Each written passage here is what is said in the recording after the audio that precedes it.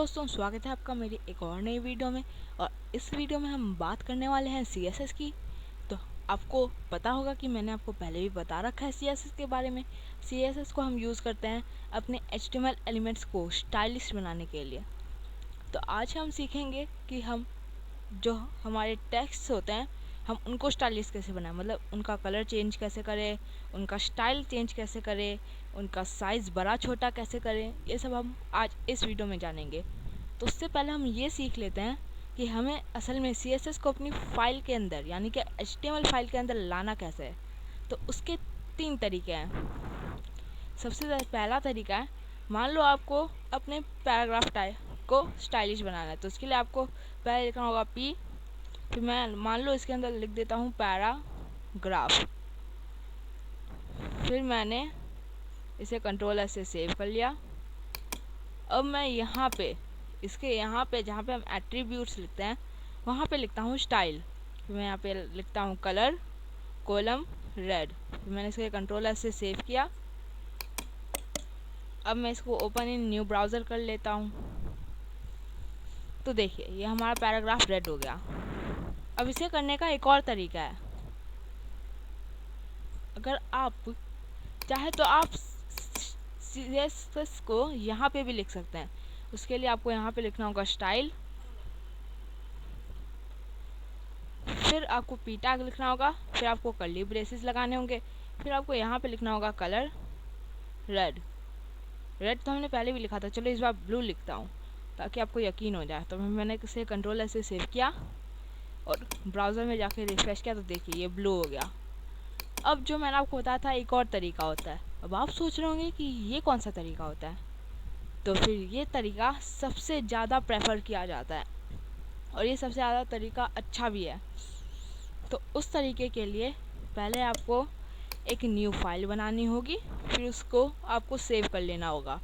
जिस फोल्डर में आपका HTML वाला है उसी फोल्डर में आपको अपने CSS वाले को भी रखना होगा। तो फिर मैं यहाँ पे लिख देता हूँ इंडेक्स।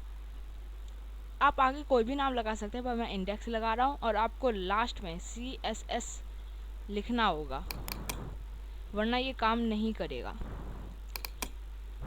अगर अब मैं यहाँ पे लिखता हूँ P curly braces colour red semicolon, control S से मैंने सेव किया, तो आप देखेंगे कि इसका कलर ब्लैक हो गया, इसका कलर रेड नहीं हुआ।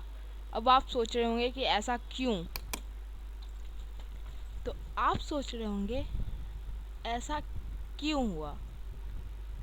तो इसका जवाब है हमने CSS वाली फ़ाइल और HTML वाली फ़ाइल तो बना ली, पर HTML फाइल को पता कैसे चलेगा कि हमारी CSS वाली फ़ाइल ये है, और CSS वाली फ़ाइल को कैसे पता चलेगा कि हमारी HTML वाली फ़ाइल ये है। तो उसके लिए हमें टाइटल के ठीक ऊपर लिखना पड़ता है LINK लिंक।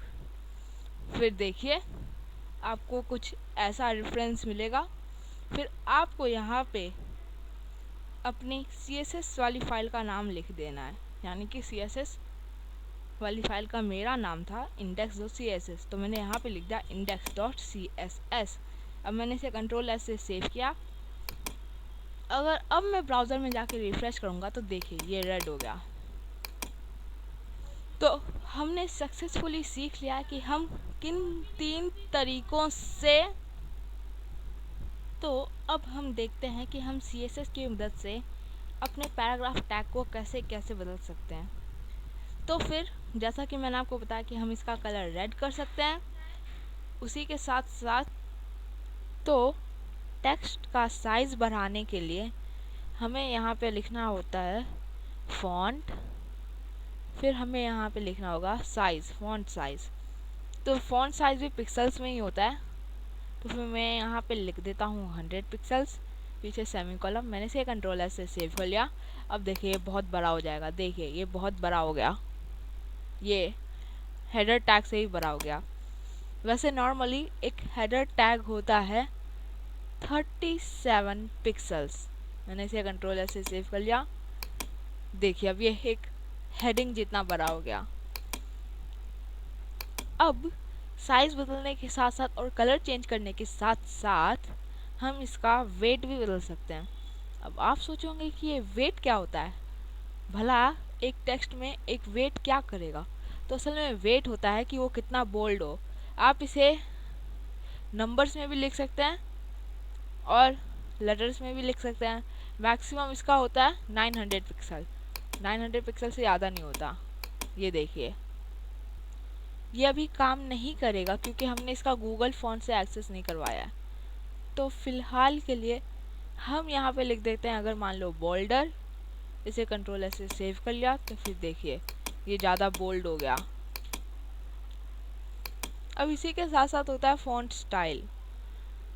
फ़ॉन्ट स्टाइल ये आप इटैलिक, इनिशियल और इनहेरिट भी कर सकते हैं।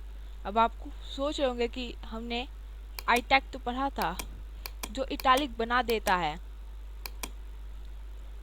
और आप सोच रहे होंगे क्यों ना हम ये कमांड यूज़ करने की जगह सीधा आईटैग लगा दें, तो फिर ये ज़्यादा प्रेफरेबल होता है। अब मान लो मैंने यहाँ पे px लिख दिया, सिर्फ p लिख दिया, कंट्रोल ऐसे सेव किया, ये नॉर्मल हो गया छोटा। अब मुझे समझ नहीं आ रहा है कि मैंने तो इसको पूरा पूरा लिखा था, ये छोटा कैसे हो गया।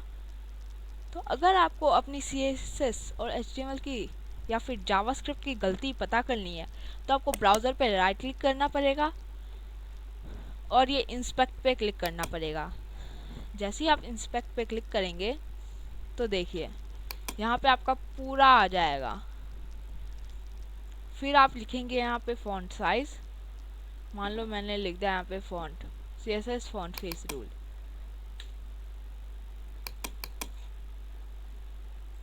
देखिए यहाँ पे पूरा सेटअप आ गया आपका कि कौन कौन सा है।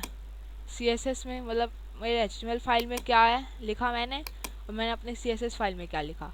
देखिए ये अंडरलाइन हो रहा है, मतलब ये गलत है। और देखिए यहाँ पे कलर भी लिखा रहा है, आप कलर चेंज भी कर सकते हैं। यहाँ से भी आप कलर चेंज कर सकते हैं, वो भी बहुत आसानी से।